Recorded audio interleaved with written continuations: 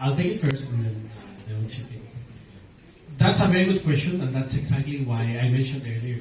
We are today in a position where we can finally engage with financial entities and sell this type of products, right? There are three main things that we have done as a platform, and then one very specific thing that we're doing for the BPI partnership, right?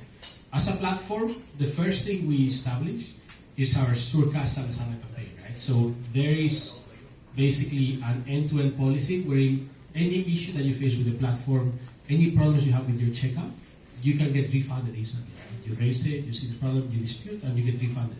That is a very, very big difference from where we were or from where anybody is today, because that gives the trust that you're going to be compensated, right? The second aspect that I feel is also very important is that we build our last mall. So we launched our Letizia last mall campaign, and we built our last mall, where it's a very, very curated mall of highly aspirational brands like BPI. Every brand that's part of last mall has gone through all layers of approval, owns their trademark, and has been literally performing at 90+% satisfaction rating. We literally offboard and remove any brand that's not meeting not just being a good brand, but also the service level, right? And lastly, we have built our risk processes, and we have developed our risk team to come up with cybersecurity measures and proactive address-wide listing, right? And very specific to the case of BPI, what we do also as a digital good is that we are constantly both proactively monitoring all the users, the addresses, and the IDs to prevent anybody buying 5,000 cards, right?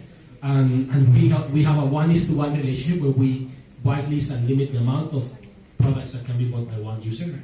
And lastly, what we do is also the proactive sharing of data. We're constantly communicating and sharing who these users are, and then ultimately they have the approval process and the entire view into it, right? Okay. Actually, in this platform, like Carlos said, you basically have two entities checking. First, Lazada checks you out. I mean, you have your validated email, etc., etc. Once you apply for a product, now you go inside the BPI microsite.